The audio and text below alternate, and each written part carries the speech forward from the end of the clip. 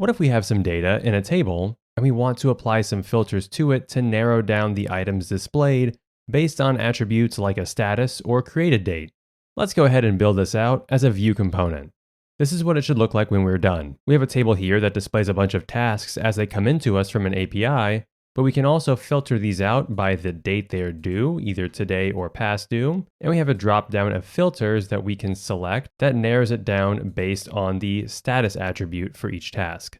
If we wanted to narrow this down even further, we can use the search bar and search based on who they're assigned to or what the title is associated with them. So let's go ahead and, starting from scratch, build out this component. So I already went ahead and created a boilerplate Vue application that just has this single element in it right now. We can go back to the browser and see that we just have a blank screen, but right here is where I want our table to end up going. The first thing that we should do is create the main table component that all of our data will flow into. So in our components folder, let's go ahead and create a new component, and we'll just call this datatable.vue. I'm using the Vue 3 composition API, so we're going to start off with script setup at the top of each of our components, and then after that we'll follow up with the template that will store our markup for this table. So let's go ahead and create a basic table element in here and decide what we need to have coming in to this component. For that, we can use define props at the top here in our script setup. And this is in an object where each key is a property passed in when we use this component. I can really only think of one attribute we're going to have associated with this table, and that's the actual tasks or items coming into it. So we can say items, array, and this denotes that we are expecting an array of items coming in as the prop for this component. We can specify these options out even further by using an object here instead of just a type, and we can say the type of items is an array, and it is required, so the required attribute is set to true. So this way, if items aren't passed into our data table component, an error will be thrown. So now what do we do with these items? Well, we want to use this table and we want to loop over each of them and display out some kind of data. Before we go any further, let's just start out with something simple to make sure that we're getting our data in here and it's populating as expected. So let's create a row for each item. So we can say tr v4 item in items. And because we're using v4, we need a key attached with this. I like to use the ID property of whatever object is going to be in this array. Alternatively, though, we can set item and index here. So that way for the key, we can just use the index of the item instead if you have an array of something like simple strings. But for this, we will keep the ID in here. And then let's just go ahead and echo out that item ID as the first column in the table. So now how do we actually use this? Well, let's go back into our main app view component, and we're going to include that data table here. Now already it's expecting some items to be pushed in here. We don't have those available yet, but we could create some up here. If we say const items is an array, and we're expecting a couple of IDs here, well, a couple of objects with some ID attributes because we're using that in both the key and what's being echoed out in the table. And we can pass in these items by v-binding items to this items array that we have up here. So now if we go back into our browser, we can see that we have a table now with the two IDs that we passed in, 2 and 3. This is good though, but we're not going to hard code these items into our component. We want to pull these in from an API. So instead what we're going to do is dynamically load these in whenever the component is mounted in Vue. So if we use this onMounted hook that is part of the Vue lifecycle, what this basically does is say, all right, when this component is mounted, when it's available for the browser to use, I want to perform some kind of action. Usually this is where you would call things like API endpoints to get data that you would use for a particular application or component. So I need to fetch out these tasks from this API that I had set up earlier. To do that, I can just use the fetch API that's available in any modern browser. So I can say, all right, const response is equal to await fetch, and then my endpoint. And then because we have an await here, this needs to be an async function for onMounted. So we just need to add this async keyword before the function call. And then we need to store the items that we get back from this API call. So we need to create a ref up here in our component. Const items is equal to ref and an empty array. So this ref with an empty array means that we have a dynamic object in Vue. Any updates that happen to this will be reflected in any component that uses this items object. To actually attach our items that we're getting back from our API endpoint now, we can call items value and set it to the await response JSON call from the fetch request. We should be expecting a collection of task objects. And then those items are dynamically added into our data table, and we should be able to see these IDs fill up. So then back in our component, we should be able to see each of these items populate our table and display their ID. And sure enough, back in the browser, we have all of them here. And this looks good, but we need a little bit more data for our table besides just the ID. So let's go ahead and flesh this out a little bit more. Okay, so I added some markup to our table here so that we have some kind of distinct styling for it. And then I went ahead and added this header here containing the different attributes that are going to be associated with our data coming in for these tasks. Back down here, we actually have our loop that we're performing for each of these items. So let's go ahead and add in each of these attributes associated with each item. Our ID, the user's name it's assigned to, the status, the title, when it's due, and finally our actions, which just right now is a single link that says details. So back in the browser, we can see that this looks pretty good. We have each of the tasks laid out here as well as their particular details. But what I want to do now is filter these out depending on certain attributes that we have in here. So I might only want to see the tasks that are blocked and in progress, and the ones that have the due date of now or in the past. So what we should do is have some kind of header up here where we can have these filters laid out and be able to click on the ones that we want to activate. So up toward the top of our component markup here, I think right above the table element is a good place to have this. So there's a few things that I want here. I want a search bar. I want some radio buttons to be able to easily pick dates that tasks are due at. And then I want a list of filters for each of the individual statuses. Now what I could do for each of these is add the markup directly to this component, but that kind of defeats the purpose of front-end frameworks like Vue, is we have the ability to split apart and compartmentalize our code so that we have these small components that really do one thing well instead of a bunch of things. So instead, for each of these, I want to create a separate component that will hold the markup and some of the functionality and just emit back to this main data table component what we actually need, which is the things being filtered out. So let's start doing that now, and we'll take each one at a time. Let's go ahead and create these three components and just get them bare bones out, and then we will add in their markup here and work on each one. So our first one, let's just call this searchform.view, and we'll have a blank script setup and template in here just for right now. We'll create another one for filter radios.view. And then finally, filter dropdown.view. We can exit out of our main app view component. We are not using that anymore. And let's go ahead and add these three in to our main data table component. So we have our search form, our filter radios for the radio buttons, and our filter dropdown for the main statuses dropdown. And then I'm going to wrap these two in another div to make the styling a little better. All right, perfect. And if we go back to our main browser screen, we can see nothing's changed. And that's expected because we haven't added any markup to any of these components that we just created. So let's go back and let's work on these one at a time. We'll start with the search form. And I like to start with the markup first because that shows what the actual style of the component that we're creating is. We can work on functionality afterwards. So that's looking pretty well. We have our search bar here, but it doesn't really look that good. So let's go ahead and add some classes to this to style it up a little bit. Okay, and how does this look? A bit better. Okay, perfect. So now we need to add some functionality to this. Right now, if someone types something in this search bar, nothing shows up. We're not filtering out the results based on what gets typed in here. And we need two things for that to happen. We need to capture the input that's coming from this search bar, and then we need to perform an action on our data table component to actually filter out the items that are in this items array and return back only the ones that match a certain string that we are typing in. So the first thing that we need to do is capture the input of this search bar. And for that, we can use the input directive from Vue, which is just a short code for v on input. And this expects a function name that will be ran whenever anything has been added into this text box. And we can just call this something simple like search. So then we need to create this function up here at the top. We can say const search is equal to an event, and it's a function.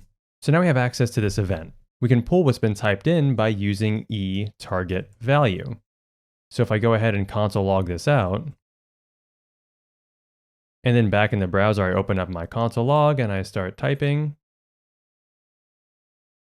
we can see each time the input was changed for this box, the function was fired off, and we have that value displayed down here in our console log. So what I want to do now is give that value back to our data table component so that we can filter out the items that are in our table. And to do that, we use something called emits in Vue. What that means is that a component emits up an event that the component that is utilizing that original component can listen to and react to. So our search form can have some kind of event that the data table listens to and then reacts to it to filter out these items. And this emit could be anything, you name it yourself. For our search form, it makes sense to stick with convention and say that we are emitting a search event.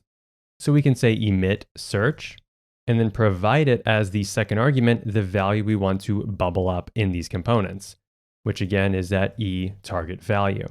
Now we see here that emit doesn't resolve to anything, and that's because in Vue, we need to create an emit object that holds all of the emits that are going to happen for a particular component. So we say const emit, and the value of that is the result of a define emits function. This takes in an array of strings that are all of the events you want to emit from a particular component. For us, that is just search. So now if I save this, on our data table component, we can listen for this event just like we do with native events like @input here in our search form. We listen to them with and then whatever the event name is. We can see that it's auto-completed to search here. So @search, and then we want to do something just like we did in the search form. So we can say, okay, on a search event, let's handle a search. And then in order to have this resolve, we'll need to create this function, const handle search. And the argument that gets passed through to this function is just the value that was provided back when we were using emits in search form. So it should be the text that is in that box. So again, we can just call this the search.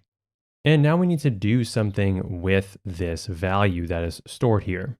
So in Vue, we have this function called computed. In Vue 2, it used to be a computed property in our script tag, but now it's a function that returns a result. So we can set that to something like filtered items. And it is the result of the computed property, which returns back an anonymous function. Now, what we return in here is basically constantly regenerated based on new and dynamic data throughout the rest of the component.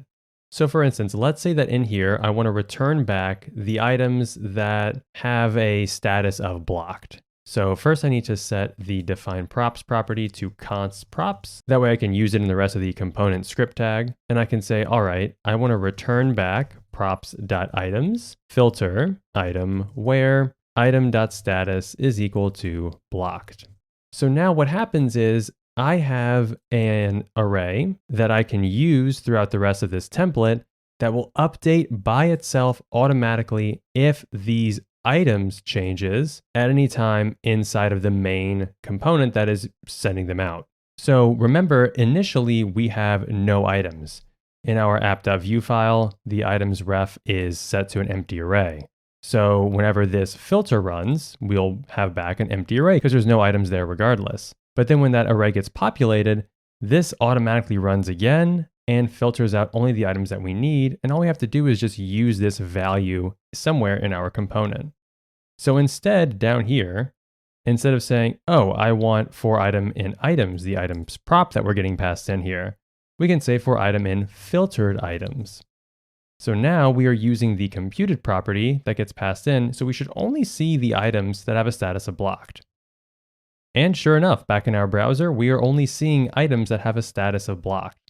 Now what this means is that we can conditionally build filters based on different attributes in the rest of this component and be able to dynamically create a data set that's displayed based on the value of those filters. So what I mean by that is let's get rid of this line that we have here. And going back into our search bar, So let's take the value that we're getting from the search element and use this to filter out through some of these items that are passed into us. So first I need to save the state of this search filter or this search bar somewhere in this component so that we can use it somewhere else. So let's just call this const search filter, and we'll set it as a ref to an empty string for now. Whenever we get a search event in from this input, I'm going to set the search filter value to the value of the search that comes in. So now because this is dynamic, anytime that this search element is adjusted, I can use the search filter anywhere else in this component and it will update things automatically. So for filtering items, let's say that if our search filter dot value does not equal an empty string. So we don't want to run this if the string is empty. That doesn't make sense. I want to return back items filter, and then for each individual item, if that item's title includes the search filter value, or the item user name includes the search filter value. Okay, otherwise, I just want to return back the full items prop. So now let's go ahead and see how this looks. So, okay, back in our front end, we see all of the data that's coming through here just fine. But now if I type in a name here, we can see that we are automatically getting back only the data associated with either the name or the title that includes this string. And if I clear this out, we see everything again. So this is how we're going to conditionally build more and more filters, is by using this computed property here. So filtered items is whatever other filters is included in this component, just going through the props items that we are getting in here and filtering them out based on the needs or the values selected throughout the rest of the component. So let's continue on and let's go ahead and add these radio buttons instead. So we are done with our search form component. That looks great. Let's move on to our filter radios component. And so again, we're starting with the template. First, we're starting with the markup. I want 3 radio buttons to show us either the data from all dates, past due, or tasks that are due today. So let's go ahead and create these 3 radio buttons. Okay, I hope you don't mind. I just pasted these in with the styling already set up. We have 3 radio buttons, one with the value of all, one with the value of today, and one with the value of past to show all items, the ones due today or the ones that are past due. Now we need to add some functionality to these. So just like we did with the search form component, I'm going to capture the events that happen whenever one of these radio buttons is selected, and then bubble it up using an emits so that the data table component can listen to that, save that filter, and then react to it in our computed property. Now for each of these radio buttons, we can use the @change event. So for a radio button, it's whenever this is checked, it will fire off this function in here. And we can just call this function filter. So @change filter, @change filter, and @change filter. And then we'll also set a default state to this one too. So by default, we should have show all on. So I'll just set this checked attribute in the radio button element. And now we need to create this function. So const filter is equal to an event. And then we need to emit. We'll emit out a name also called filter. And we can set that to target value, which will emit out the value of each of these radio buttons. So it'll emit out all, today, or past. And just like before, we need to set this emit. So const emit is equal to define emits, and filter is the only one that we have. Now let's go ahead and go to our data table component, and we can go down to our filter radios component here, and we automatically have this auto completion. So @filter handle radio filter, and create this function. So back in our script, const handle radio filter is equal to filter, and it is a function that we now need to set a different value. Just like the search filter, we'll create something called radio filter. I hope you can kind of see where this pattern is going. So we are setting a property in the component. We are reacting to an event and storing a new value for that component. So radio filter value is equal to the filter that comes in from these radio buttons. And now we have to react to it in our computed property to narrow down the results in our data table. So for our radio buttons, I feel like we can use a switch here. and say switch radio filter value. And on the case of today, we want to have all of the items that are due on this particular date. And then case past, show items past due. And we don't need to handle all because that's just the default amount of items. But this is where we kind of get into a tricky situation here, is that so if the search filter value is empty, we're returning immediately these props that are filtered out. But we also want to be able to activate the radio buttons as well, and then later the dropdown for the statuses. What we need to do is set an intermediate variable and then conditionally go through and filter out these items, returning back this variable storing these items. So we can just say let items is equal to props items. So this is the initial value we get in here, and it'll still be reactive based on these props items because we're using that in this computed property.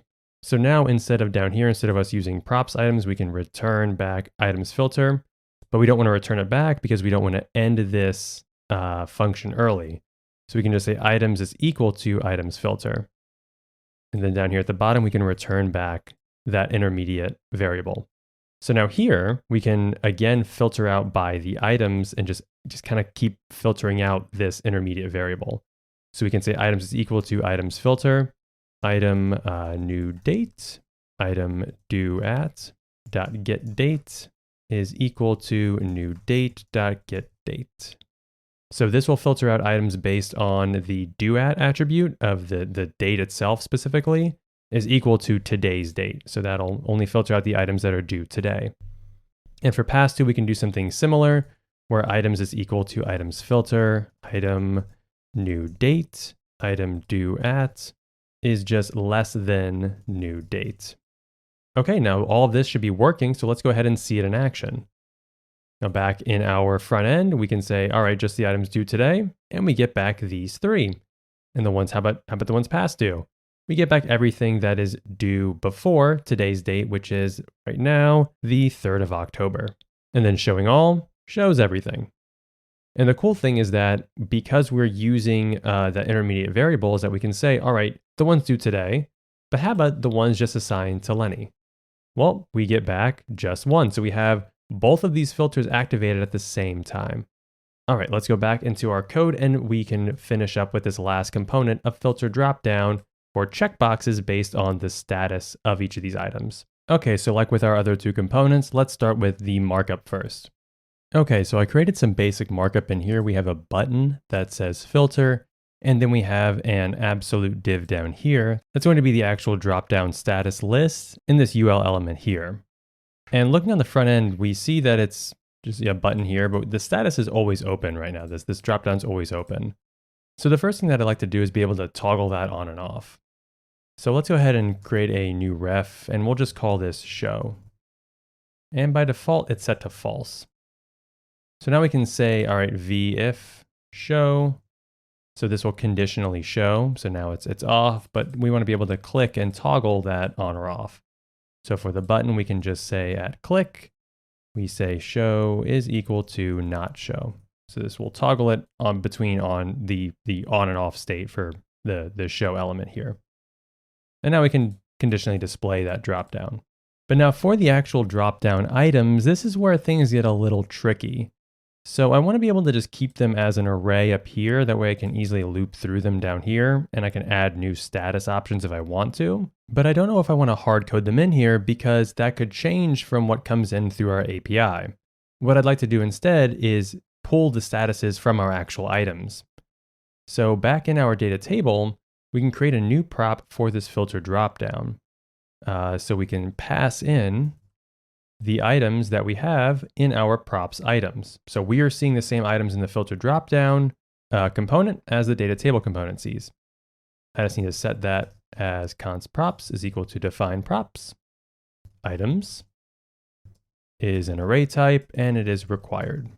But now how do I loop through each of those in our list down here? Well, just like we saw in the data table, what we're using to filter this data out, we can create a new computed property called statuses. And what I want to do is return back a list of just the statuses from each of these items that gets passed into us, but as a unique array. I don't want if there's 4 items with a block status, I don't want 4 blocks in this array. So what I can do is say return items map item, and I just want to get the item status back. So each array in this, this is return back props items map. So now each item in this new array is going to be a status from these items that are getting passed into us. But again, remember, this is not a unique array here. It's going to be every status from every item. So instead what I can do is create a new set, which should have unique values in here. And if I wrap this in another array and then use the spread operator here, I should, with this one-liner, get back just unique attributes from these statuses in our items array. Now we actually have to use this. So let's go down here into our list and populate this with list items where each one is a status name and then a checkbox to where we can filter out through it if we want to. Okay, so we have our input, which is a type of checkbox, and the value has been bound to the status that we are getting back in this computed array. I also set these IDs and fors here because that way it just makes the front end easier to click on the checkbox. We can click on the label instead, and that's set to the status coming through. So on the front end, what this looks like is our 5 different statuses that we can have in our array here. Actually, let's get back to this original state. Okay, so yeah, we have the 5 different statuses that are set to or available to these tasks that we have in here. So now what I want to be able to do is kind of click through these and conditionally set a filter based on what statuses we have checked. So just like our other 2 components, what this means is reacting to an event from this checkbox and then bubbling up that event to our main data table component. So we can say, all right, change, just like our radio button, and we can say filter. So again, we'll add a filter function here, and we will just emit filter target value. And then remember, we have to set these emits as well. So we'll just add this here. Const emit is equal to define emits filter. So now back in our data table component, we can use at filter, handle, checkbox, filter, and then create the function for that as well.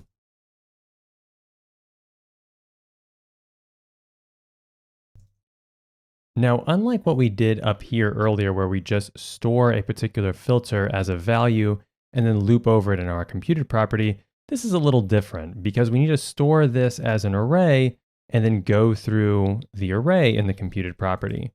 So what I'm going to do instead is I'm going to create another filter. So we'll call this statuses filter.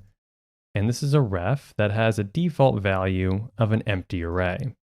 What I want to do is push or toggle a status to this array depending on if a checkbox has been checked or unchecked. So we can say, statuses filter value push, and we can just push the filter to it. But what that'll do is each time the checkbox is unchecked, it'll push the same value to this ref. So we need to check if it is set first. So we can say, all right, if statuses filter value includes filter, then we use status filter value splice, statuses filter value index of filter and 1. And we can use return statements on this, so we don't need to use an else. And so now what happens is we have an array that consists of filters based on how many checkboxes have been checked from our filter dropdown component. Now we can go ahead and use these up in our filtered items computed property. So let's go ahead and add these underneath our radio filter. We can say items is items filter, and where the items status is part of that statuses filter value ref array. So if it includes item status. Now, if we go back to our browser, we see a little bit of a problem. We don't see any tasks here anymore. But if we click on these filters, do we see them now? We do. And the filters are working as expected. We can click and add as many as we want or take them away, but the problem is that when we have no status selected, we see no tasks. What I want to do is conditionally render this only if the status filters actually have statuses in them. So let's wrap this in a conditional. If status is filter value length. So only if we actually have statuses to filter out is this going to fire. So now by default, we see all of them and now filter them out conditionally based on their statuses. So yeah, our board is complete. We can check a couple of these boxes. Let's say we want tasks that are blocked, planned, and started, that are past due, and we can even filter this down even more by typing in part of the title.